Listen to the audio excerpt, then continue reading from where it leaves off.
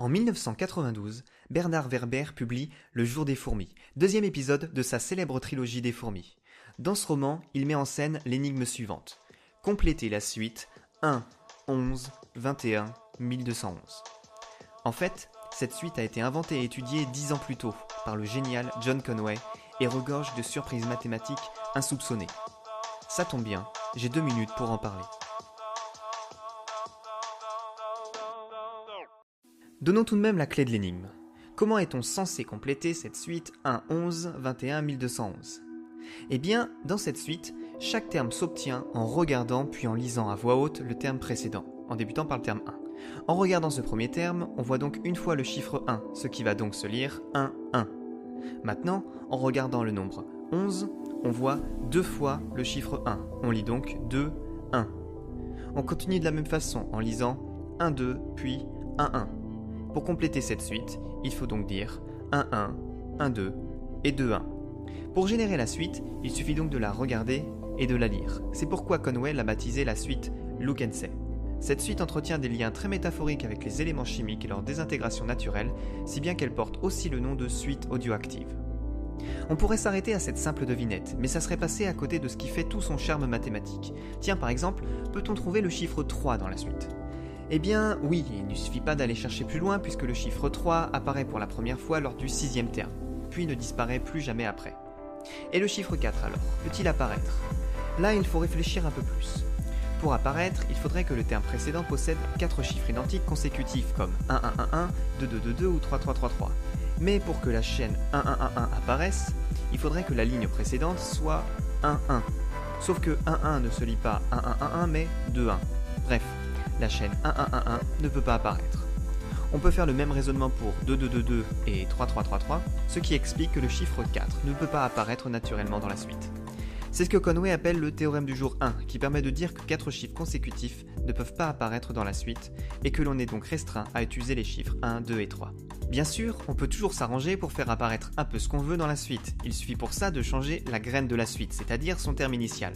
Si je pars de la graine 42, je vais forcément trimballer ce chiffre 4 tout au long de la suite. Mais malgré la possibilité de choisir la graine que l'on veut, 4 chiffres identiques n'apparaîtront jamais consécutivement. Jamais. Mais les motifs 1, 1, 1, 1, 2, 2, 2, 2 ou 3, 3, 3, 3 ne sont pas les seuls motifs qui n'apparaissent jamais. On peut aussi citer le motif 3, 3, 3, 3 ou 3, 1, 3. John Conway a catégorisé ces motifs impossibles sous le nom de théorème du jour 1 et théorème du jour 2. Mais ce qui est encore plus intéressant que les motifs qui n'apparaissent pas, ce sont les motifs qui apparaissent effectivement. Le théorème qui régit ces motifs possibles porte le nom de théorème du jour 24, ou, un peu moins prosaïquement, le théorème cosmologique. Pour comprendre ça, reprenons la suite de graine 1. À partir de la 7e étape, on obtient 1, 1, 1, 3, 2, 1, 3, 2, 1, 1. Ce qui est intéressant, c'est qu'à partir de cet instant, la suite va se scinder en 2 parties indépendantes, entre le chiffre 2 et le chiffre 1. Si on ne s'intéresse qu'à la partie de gauche, on peut voir que le dernier chiffre sera toujours le chiffre 2. Du côté de la partie droite, la suite commence par 1, 3. À l'étape suivante, elle commencera donc par 1, 1, 1, 3, puis 3, 1, 1, 3, puis retombe à nouveau sur quelque chose qui commencera par 1, 3. La boucle est bouclée, et le chiffre 2 n'apparaîtra donc jamais au début de cette suite de droite, empêchant toute possibilité de raccorder les 2 parties. Bref, à partir de cette 7e étape, la suite de Conway se scinde en 2 sous-parties indépendantes. En poussant un peu plus loin les investigations, on peut voir que quelques étapes plus tard, c'est en 3 sous-parties que la partie de gauche se scinde, et ainsi de suite. Mais ce phénomène ne fonctionne pas seulement pour la suite débutant par 1, mais pour n'importe quelle graine. En partant de 2, la scission apparaîtra à partir de la 7e étape. On peut alors regarder les différentes sous-parties qui peuvent se former après chaque scission. En observant attentivement, on peut s'apercevoir que ce sont toujours les mêmes motifs qui apparaissent et qui s'enchaînent. Ces motifs se dénombrent, et on peut même montrer qu'il en existe exactement 94. Et c'est d'ailleurs parce qu'il y en a 94 que Conway a appelé chaque motif par le nom d'un des 94 éléments chimiques naturels. C'est ainsi que le motif 3,2,1,1,2 est appelé cobalt, et que le motif 1,1,1,2 est baptisé potassium. Certains éléments sont cependant un peu plus complexes que d'autres. Ainsi, si on reprend la suite de graine 1, on peut voir qu'au moment de sa scission à la 7e étape, la suite devient un alliage de hafnium 1,1,1,3,2 et d'étain 1,3,2,1,1.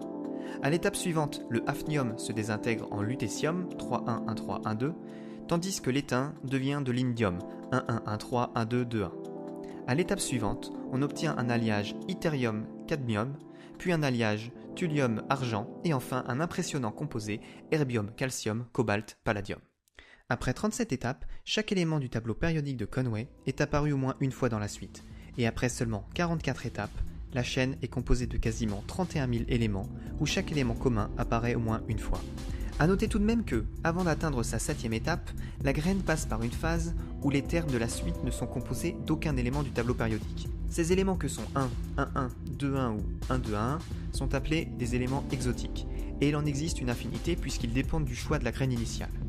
Heureusement, quelle que soit la complexité de la graine initiale choisie, ces éléments exotiques sont toujours condamnés à la disparition, au profit d'un assemblage des 94 éléments naturels.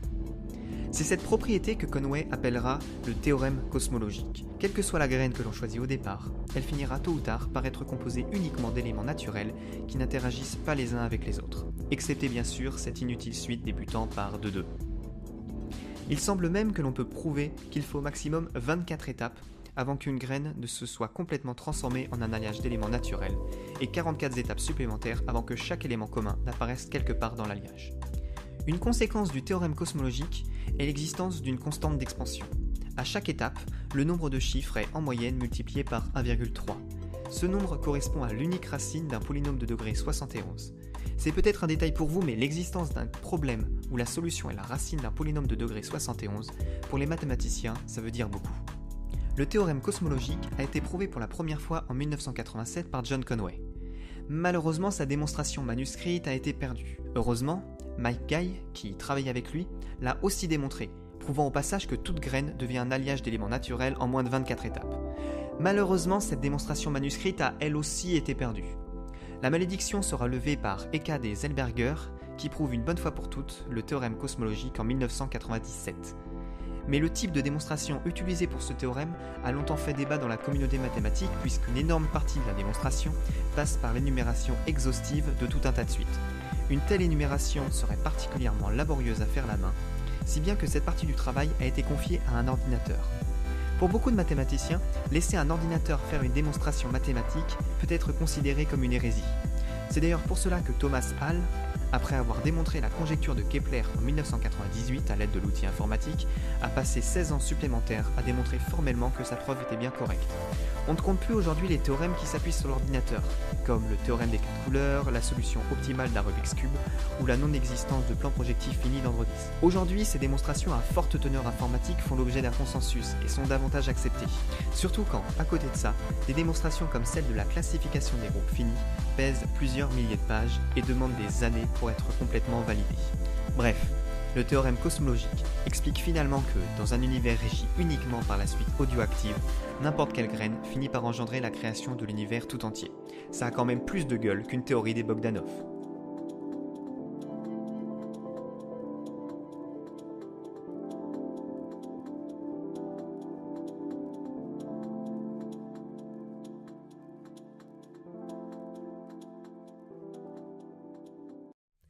En 1992, Bernard Werber publie Le Jour des fourmis, deuxième épisode de sa célèbre trilogie des fourmis. Dans ce roman, il met en scène l'énigme suivante. Complétez la suite 1, 11, 21, 1211. En fait, cette suite a été inventée et étudiée 10 ans plus tôt par le génial John Conway et regorge de surprises mathématiques insoupçonnées. Ça tombe bien, j'ai 2 minutes pour en parler. Donnons tout de même la clé de l'énigme. Comment est-on censé compléter cette suite 1, 11, 21, 1211 ? Eh bien, dans cette suite, chaque terme s'obtient en regardant puis en lisant à voix haute le terme précédent, en débutant par le terme 1. En regardant ce premier terme, on voit donc une fois le chiffre 1, ce qui va donc se lire 1, 1. Maintenant, en regardant le nombre 11, on voit 2 fois le chiffre 1, on lit donc 2, 1. On continue de la même façon en lisant 1, 2, puis 1, 1. Pour compléter cette suite, il faut donc dire 1, 1, 1, 2 et 2, 1. Pour générer la suite, il suffit donc de la regarder et de la lire. C'est pourquoi Conway l'a baptisée la suite Look and Say. Cette suite entretient des liens très métaphoriques avec les éléments chimiques et leur désintégration naturelle, si bien qu'elle porte aussi le nom de suite audioactive. On pourrait s'arrêter à cette simple devinette, mais ça serait passé à côté d'une infinité puisqu'ils dépendent du choix de la graine initiale. Heureusement, quelle que soit la complexité de la graine initiale choisie, ces éléments exotiques sont toujours condamnés à la disparition, au profit d'un assemblage des 94 éléments naturels. C'est cette propriété que Conway appellera le théorème cosmologique. Quelle que soit la graine que l'on choisit au départ, elle finira tôt ou tard par être composée uniquement d'éléments naturels qui n'interagissent pas les uns avec les autres, excepté bien sûr cette inutile suite débutant par 2-2. Il semble même que l'on peut prouver qu'il faut au maximum 24 étapes avant qu'une graine ne se soit complètement transformée en un alliage d'éléments naturels, et 44 étapes supplémentaires avant que chaque élément commun n'apparaisse quelque part dans l'alliage. Une conséquence du théorème cosmologique est l'existence d'une constante d'expansion. À chaque étape, le nombre de chiffres est en moyenne multiplié par 1,3. Ce nombre correspond à l'unique racine d'un polynôme de degré 71. C'est peut-être un détail pour vous, mais l'existence d'un problème où la solution est la racine d'un polynôme de degré 71, pour les mathématiciens, ça veut dire beaucoup. Le théorème cosmologique a été prouvé pour la première fois en 1987 par John Conway. Malheureusement, sa démonstration manuscrite a été perdue. Heureusement, Mike Guy, qui travaille avec lui, l'a aussi démontré, prouvant au passage que toute graine devient un alliage d'éléments naturels en moins de 24 étapes. Malheureusement, cette démonstration manuscrite a elle aussi été perdue. La malédiction des motifs impossibles, sous le nom de théorème du jour 1 et théorème du jour 2. Mais ce qui est encore plus intéressant que les motifs qui n'apparaissent pas, ce sont les motifs qui apparaissent effectivement. Le théorème qui régit ces motifs possibles porte le nom de théorème du jour 24, ou, un peu moins prosaïquement, le théorème cosmologique. Pour comprendre ça, reprenons la suite de graine 1. À partir de la 7e étape, on obtient 1-1, 1-3, 2-1, 3-2, 1-1. Ce qui est intéressant, c'est qu'à partir de cet instant, la suite va se scinder en deux parties indépendantes, entre le chiffre 2 et le chiffre 1. Si on ne s'intéresse qu'à la partie de gauche, on peut voir que le dernier chiffre sera toujours le chiffre 2. Du côté de la partie droite, la suite commence par 1-3. À l'étape suivante, elle commencera donc par 1-1-1-3, puis 3-1-1-3, puis retombe à nouveau sur quelque chose qui commencera par 1-3. La boucle est bouclée, et le chiffre 2 n'apparaîtra donc jamais au début de cette suite de droite, empêchant toute possibilité de raccorder les deux parties. Bref, à partir de cette 7e étape, la suite de Conway se scinde en deux sous-parties indépendantes. En poussant un peu plus loin les investigations, on peut voir que quelques étapes plus tard, c'est en trois sous-parties que la partie de gauche se scinde, et ainsi de suite. Mais ce phénomène ne fonctionne pas seulement pour la suite débutant par 1, mais pour n'importe quelle graine. En partant de 2, la scission apparaîtra à partir de la 7e étape. On peut alors regarder les différentes sous-parties qui peuvent se former après chaque scission. En observant attentivement, on peut s'apercevoir de ce qui fait tout son charme mathématique. Tiens, par exemple, peut-on trouver le chiffre 3 dans la suite ? Eh bien, oui, il ne suffit pas d'aller chercher plus loin puisque le chiffre 3 apparaît pour la première fois lors du 6e terme, puis ne disparaît plus jamais après. Et le chiffre 4 alors, peut-il apparaître ? Là, il faut réfléchir un peu plus. Pour apparaître, il faudrait que le terme précédent possède 4 chiffres identiques consécutifs comme 1 1 1 1, 2 2 2 2 ou 3 3 3 3. Mais pour que la chaîne 1 1 1 1 apparaisse, il faudrait que la ligne précédente soit 1 1.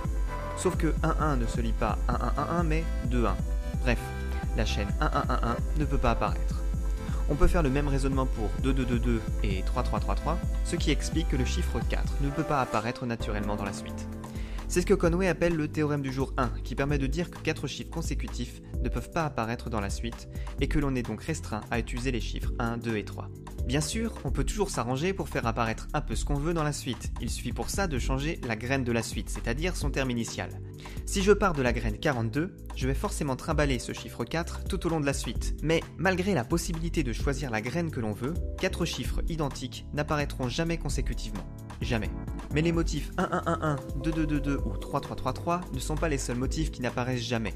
On peut aussi citer le motif 3 3 3 3 ou 3 1 3. John Conway a catégorisé que ce sont toujours les mêmes motifs qui apparaissent et qui s'enchaînent.